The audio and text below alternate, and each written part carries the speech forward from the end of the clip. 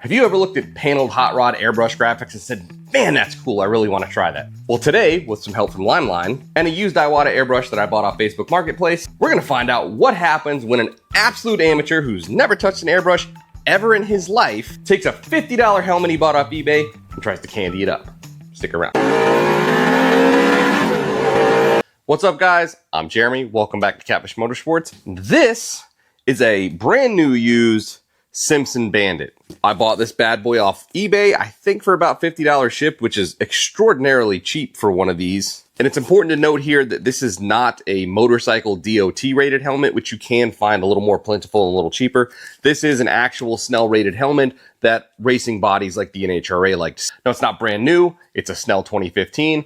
I believe they're good for 12 years, so this has until 2027 that it can legally be used in NHRA events. Now, as we can see, this is used. It was given to us cheaply by the good folks at GDP Motorsports. I'm assuming it was probably a circle track helmet. The inner padding looks pretty well used, but I don't know for sure. I am going to take all of this padding out of here and put it through the washing machine so I'm not dumping somebody else's old hot sweat onto my own head. But other than the inner padding being well used, it's actually in really good shape. A couple little small paint scratches here and there. Has an aftermarket visor on it. I'll see how that cleans up. I might snag on a new one. We'll see. But overall, for 50 bucks, can't beat it. So what are we going to do with this bad boy? Well, my own personal toxic trait is I see people on the internet who spent their whole lives getting good at something, and I look at it and I go, you know what? I can do that. Sometimes I can, sometimes I can't. But we're going to find out. In this case, I've been watching a lot of people do custom airbrush and candy paint work on usually motorcycle things, but a few helmets here and there too. And man, I just want to give it a try. So I bought a used airbrush, bought a nice model, but it is still used, and some candy paint from Limelight and some metal flake, and we're going to give this a whirl. So if you guys out there in TV land have also seen similar videos and thought to yourself, I can do that, today we're going to see what happens when a rank novice, who unfortunately for his own bank account is not afraid to throw money at a project that may or may not go well. We are going to try to keep it relatively simple and not get too far out over our skis, but this should give you guys out there a good gauge on how hard this stuff really is when we take care, use some stencils, etc. So first step's going to be to get this wrap off. I don't know how hard that's going to be. We're going to apply a heat gun and see how it goes. Then just generally take the helmet apart. I'm going to scuff this down with either 400 or 600 and a little bit of red Scotch-Brite in the hard to reach places, and then we're going to throw some paint on.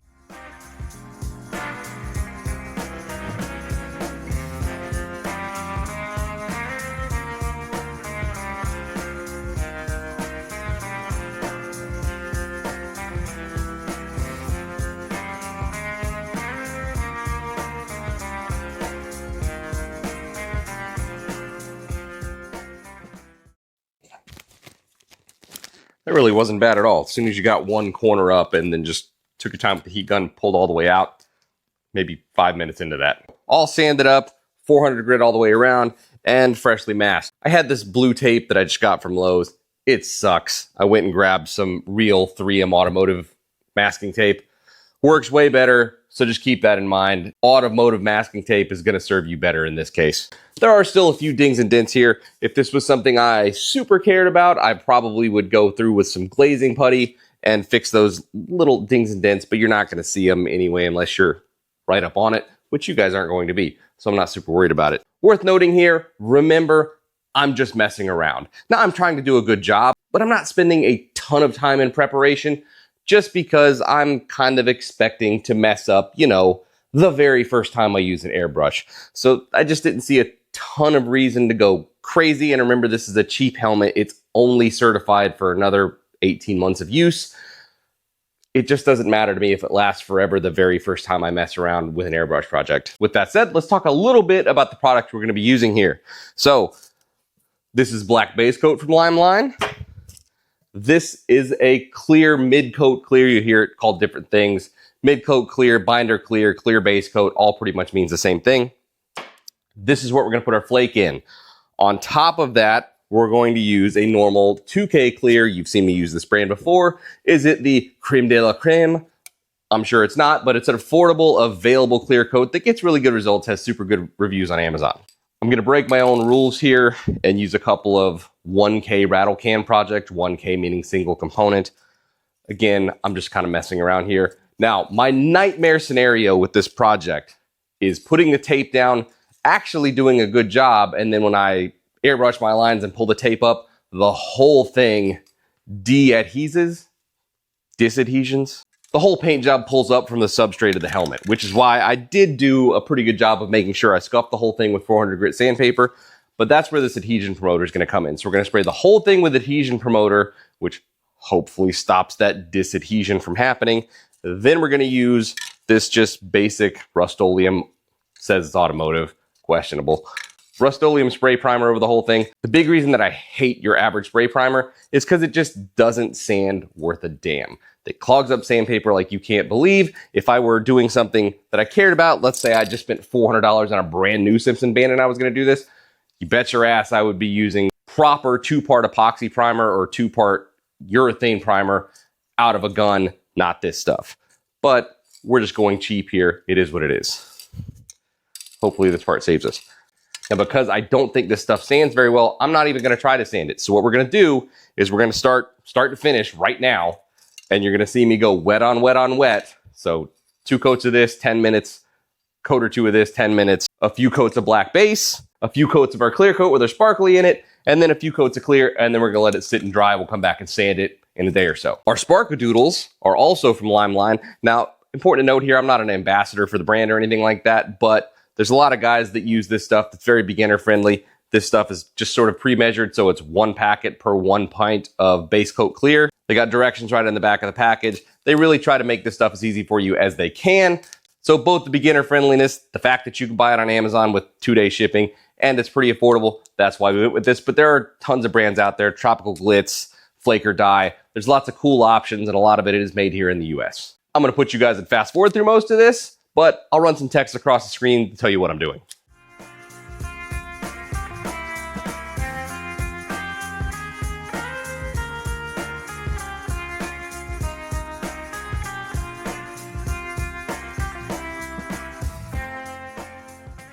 Okay, so I'm going to go ahead and mix up both my black base coat and my clear base with a metallic in there. Now, I am certainly not going to use all the metallic on this little bitty project here, but this stuff's non-catalyzed, so I am going to make a pint, use the entire packet as it recommends, and then we're just going to store it, and it should keep for a good long while because it's not a 2-part catalyzed system. So for our black base, all this stuff it's mixed 1-to-1 usually with a reducer. You can reduce it a little bit further if you want to spray it out of an airbrush or a thinner tip. And you're going to see me spray both the black and the clear out of the same gun. It's my Eastwood Concourse 2, but I am off camera going to swap to a 1.7 tip for the metallic just to make it a little bit easier. This stuff says you can spray it out of a 1.4. My normal needle is a 1.3, which would be a little dodgy. So we're going to spray the black base out of the 1.3. I'll clean the gun real quick, swap over the 1.7 needle, and then we'll come back and spray our sparkles. So again, pretty small project. Now, I'm going to make an excuse for myself here. When I was spraying that primer, I said I don't like rattle can primers to begin with. I thought there was more in that can than there was, and I actually ran out. So it only got 1 coat, and it was a bit spotty, and it started spitting a little bit. Hopefully we bury all that in sparklicity, but if it comes out bumpy, I'm going to blame that rattle can primer that started to go empty on me. All right, this is slapped full. You can find plenty of videos on how to use these mixing cups, but they're super handy. You can get them cheap. The only ones that are expensive are we want big ones like this, but little bitty like half-pint guys, you can get real cheap.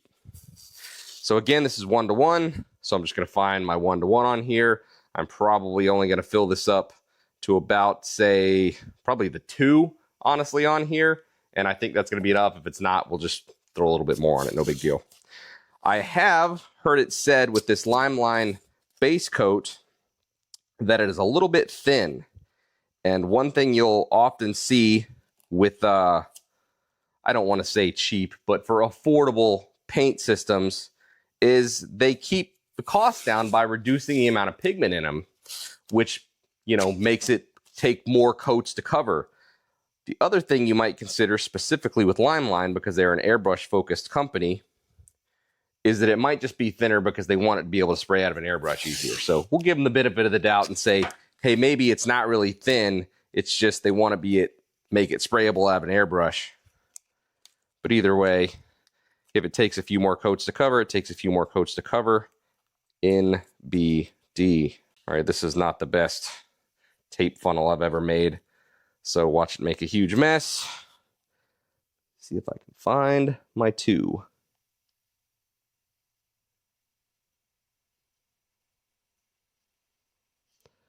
Okay, so there's that. It did make a little bit of a mess, but it could have been worse. We're just gonna go 1-to-1 with the reducer here. This is not Limeline reducer, but I have a ton of this Kirker stuff around, so we're gonna go with that.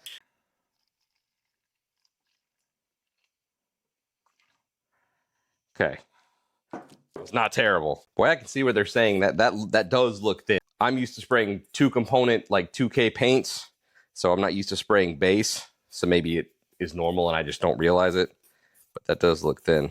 All right, we're gonna set that aside for the moment and then mix up our sparkles real quick. So we're gonna make 1 pint of this, half of which is going to be my binder here. The other half's gonna be urethane reducer. So I need 8 ounces of each. All right, clear base going in. It's funny, it looks like Elmer's glue to me.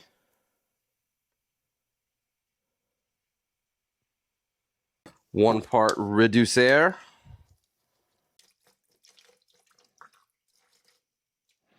God, this stuff just gets everywhere. All right, sparkles. Now, this is 0.008 flake and 0.004 flake mixed. You'll see the names messed around, but normally 0.004 is mini, 0.008 is standard. And then you get jumbo flake and micro flake. I don't know, different people call it different things. But when you mix a bigger and a smaller together, it gives more depth to it. So that's why they do that. You can do this in 2K clear, but in theory, it sprays out easier in a mid-coat base clear, which is the way I'm doing it. And I'm kind of a beginner with this stuff. It's not the first time I've used a spray gun, but I've never sprayed heavy metallic flake like this before. So we're gonna try to make it as easy on ourselves as we possibly can. Ooh, strippery. I have also heard it said that this stuff gets absolutely everywhere, which makes me think maybe I ought to pull my car outside. So you can use less metallic or just use less coats of metallic to spray across to get the desired look that you want. You might not always want, you know, all of it. You might just want a little bit of sparkle.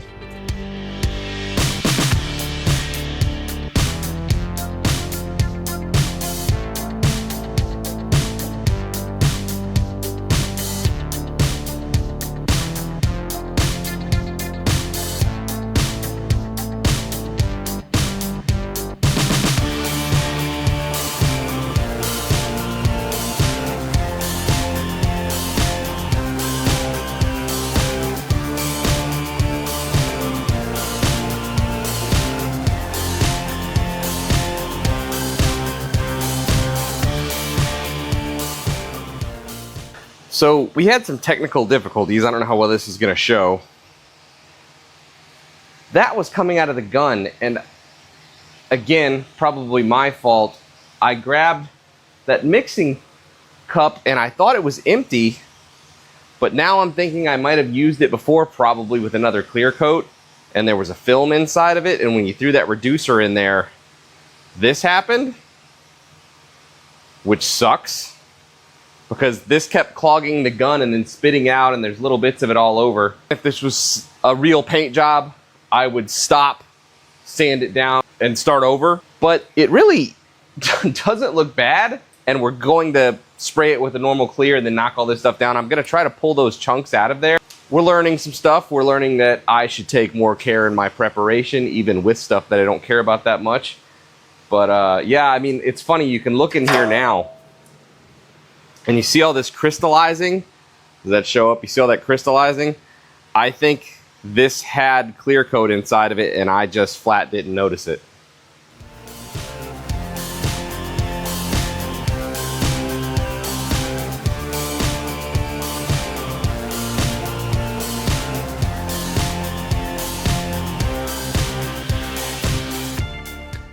All right, back at it. We did sand it. My camera died and it's boring anyway, so I just didn't film sanding it, but it is just wet sanded with 600 grit. It was a mixture of power sander with a soft interface pad and 600 grit and 600 grit just wet sanded normal paper. You can see spots like that where that was where that film popped off, and when I sanded it flat, sometimes it just popped whole spots of my sparkly out. We're just living with it. That would be fixable. I would just spray more of the metallic over it and then spray more normal 2K clear over it and then wait another 12 hours.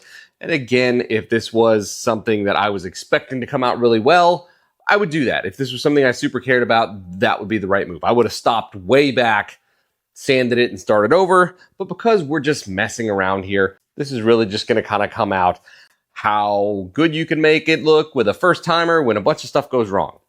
I also did start taping a pattern on the side. This line down the center here, that is just there simply as a center line. It's going to come off, but that's what I'm gauging everything else by. And you can see my lines aren't super crisp. I especially don't really like this line here. I might really bring that up. But some of the other stuff I'm happy with. Now I've got 2 fine line vinyl tapes here. Most of the videos that I've watched were, and it's almost all motorcycle tanks, which seem honestly to be a little bit easier than a helmet because that's basically a ball. The motorcycle tank does at least have some flat edges. They usually use 1/8 and 1/16. I'm going a little bit bolder. I'm using 1/4 and 1/8. And they always make it look so easy making those super crisp, swirly curves.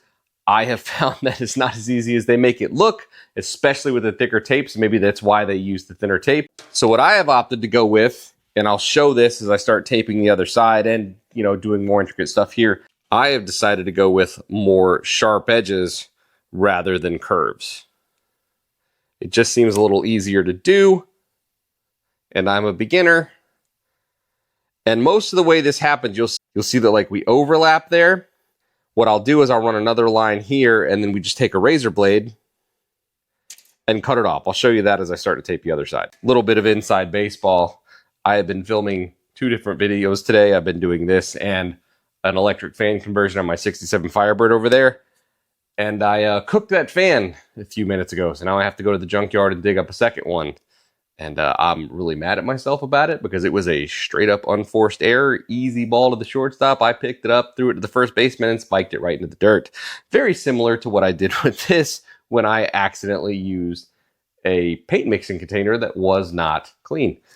So I am consoling myself with an adult beverage, a little cocktail, and we're going to tape this up some and just try to put that past us. And we'll go get another fan and we'll continue working on that one too.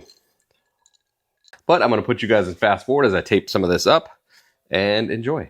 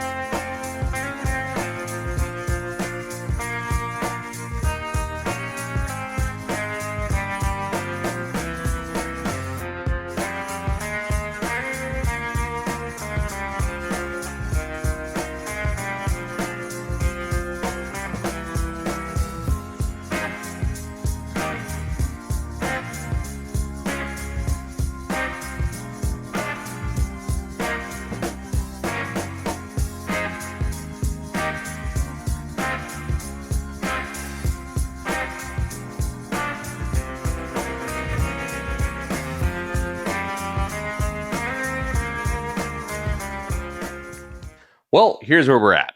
I spent most of last night going around and taping my lines in they're okay. They actually look pretty cool. If you look at each one with a super critical eye, they're clearly not dead straight, but I'll let you in a little secret. I go to PRI every year and I see super high-end race cars. Same thing, you go to the Indy 500 Museum. I live in Indiana. Those race cars, you get up really close to them and their hand lettering and stuff isn't perfect, but they look perfect on TV, and that's kind of what we're going for here too. Now I've shown you we made some mistakes along the way. We had some flaws. Those flaws are for sure going to show through when I zoom up on it, and they might even show through from 10 feet away. Those were all preventable. Those are mostly my mistakes. I've never done this before. Stuff happens. But we're going to do this thing today. Now, there was part of me that wanted to try and go with some crazy candy colors, but we're going to keep it simple. I've never sprayed candy before, so I've got red and I've got gold here. And I'm going to spray the darker color first. I'm going to spray the red first. And you'll basically see what we're going to do is we're going to spray that directly at the lines. And it's going to kind of fade on either side. And then after that's done, I'm also going to use the red for like a lace pattern that I got. I went to Walmart and bought some cheap lace. I actually bought a pair of XXL lace underwear for a bigger lady out there. But the lace pattern was cool. I'm going to cut those up. We're going to use that. I also got a little handmade like dragon scale type stencil that I'm going to use. Then after all that, we're going to pull the skinny lines off the tape only and go over the entire thing in gold. Then after that's done, then we'll pull the tape off and we'll put 2K clear coat over it. And hopefully it doesn't suck. All right, now I told you the reason that I went with Lime Line was both because it was affordable and they kind of try to make it easy on beginners. So on the back here, there's just a simple chart on how to mix it. You're going to put 70% that mid-clear base binder that I showed you before to 30% of your pigment. And you can get that 30% in different ways, 15% red, 15% blue to get purple, etc. Like I said, today we're just sticking with 30% red and then we're going to put 30% gold. That's not going to match up nicely with our mixing cup here. We're just going to do this by ounces. I'm going to mix up 3 ounces of unreduced material. That really comes out to 70% is 2.1 and 0.9 is your 30. But we're just going to make it a nice 2 and 1 and then reduce it down. Now, if I were reducing it to spray out of a gun, I would reduce it 1 to 1. Because I'm reducing it to spray out of my airbrush here, we're going to reduce a little bit further. So I'm going to make 7 ounces of sprayable material to start with. Quick note on my airbrush. This is an Iwata HP-CS. You go on airbrush forums, like there's a lot of guys that spray minis out there, like Warhammer stuff. Everybody says this is the one you buy. You'll never have to buy another one again. If you want to buy this brand new, when it's not on sale, it's about 170 bucks. I bought this used locally for $100 and just kind of cleaned it out. I sprayed some water through it earlier, but that is the only thing I've ever sprayed through this. So this is going to be an adventure. You're going to see me using an airbrush for the absolute first time ever right now. Didn't practice at all. But the nice thing is for my 100 bucks, I got a tube and all that stuff, and all I really had to do was clean it out. So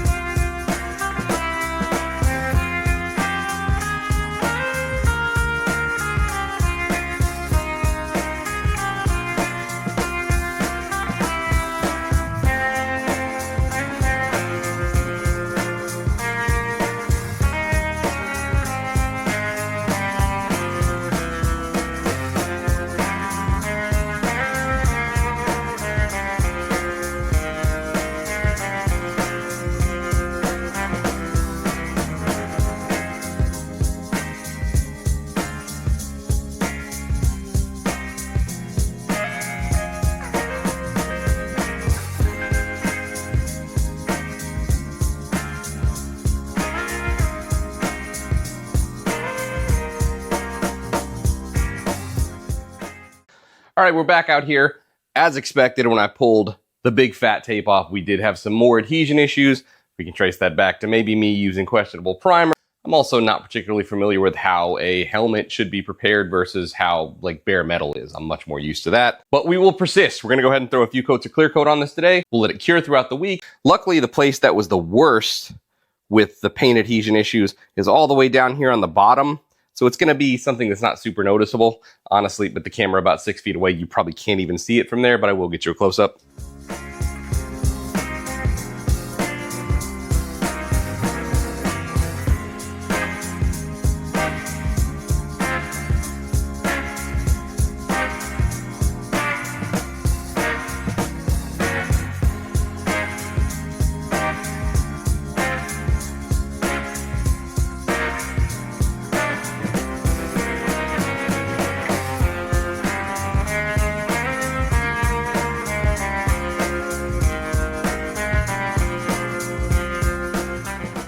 So pretty much finished product. I have decided that I'm not going to try to polish this just because, as I've mentioned several times, the big disaster here was I had some adhesion issues with the primer all the way to the substrate.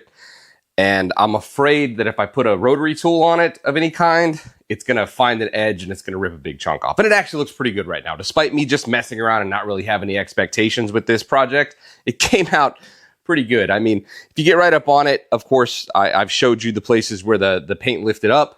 But from the camera 10 feet away, I'm betting you probably can't see very much of that right now. Like, you really have to get pretty close before you notice it. And it's so glittery and everything attracts your attention. It's kind of hard to see the flaws if you're not looking for them. So let's go right into some lessons learned, some mistakes I made along the way, some things I learned along the way to help you avoid falling into some of the same beginner pitfalls that I fell into. Number one, the metallic flake gets everywhere when you spray it.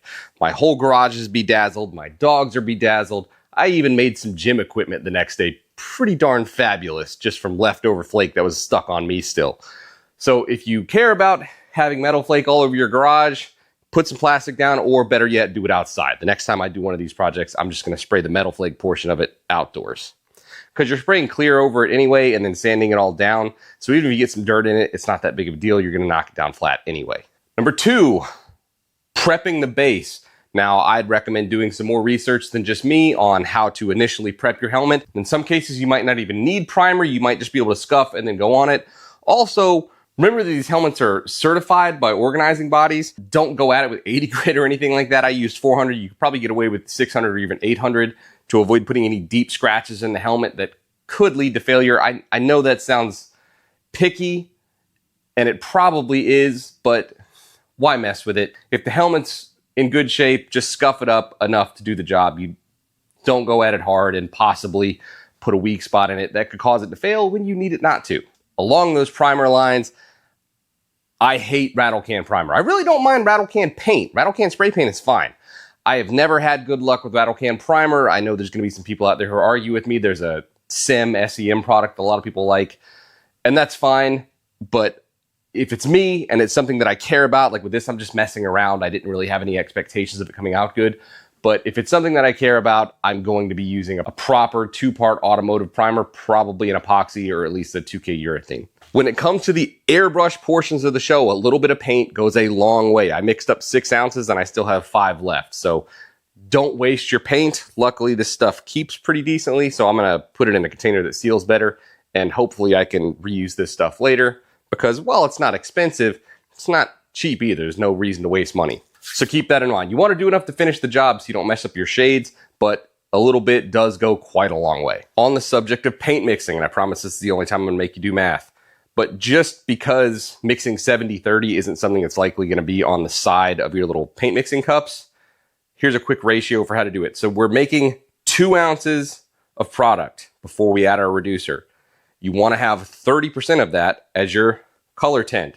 So 2 ounces is 100%. You want 30%. What's that number? All you're going to do here is cross multiply these 2 numbers here, the 2 that you have full numbers for. So you're going to go 30 times 2 is 60 divided by 100 is 0.6. So 30% of 2 ounces is 0.6. So to get your 70%, you could just do 2 minus 0.6. And the leftover number is your 70% number. The airbrush stuff takes really well to stencils. I made this out of old popsicle box just with a pair of scissors in about 5 minutes. And that's how we made this pattern here that came out pretty cool. There's plenty of places to buy stencils for airbrushes online. Limeline has plenty of them, but you don't necessarily have to spend money.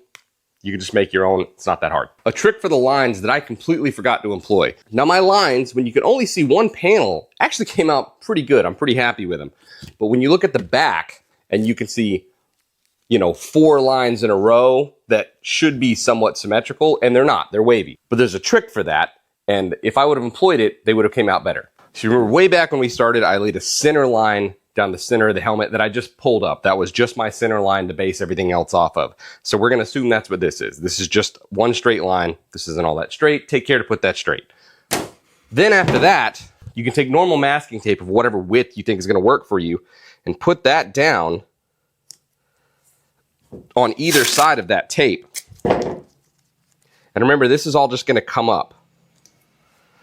But now, when we come back in with our fine line tape to make our panel, especially for straight lines, we can now just lay it right down the line of that masking tape, and it's gonna give us a much crispier line. And we do the same thing over here. Now we've got even spacing on either side.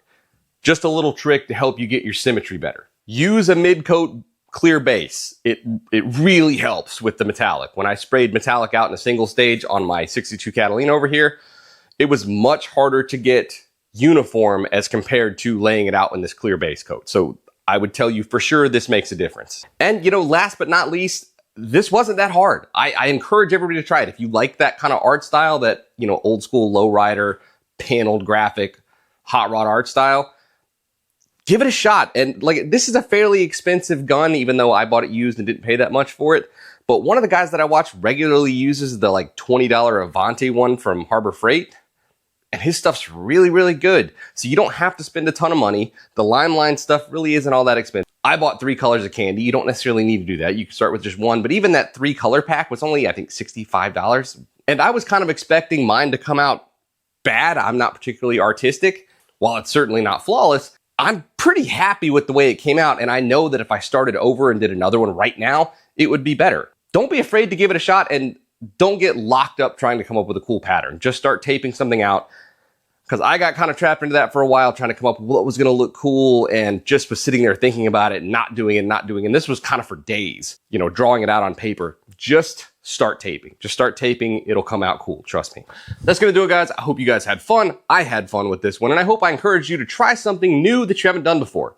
Now, I'm definitely going to give this another shot, and you're going to see it on the channel because I've got a new welding helmet that's kind of boring that I want to paint. I've got a big hood for my 66 Fairlane Gasser project over here, and I've got a new hood for the Firebird, and we're going to bedazzle all those. Everything's getting metal flake. I think we're probably going to try an image transfer on the welding helmet. So if you had fun with this one, look forward to seeing those. I'll be better with those than I am with this because I definitely learned some stuff. As always, please like and subscribe. We'll see you next time.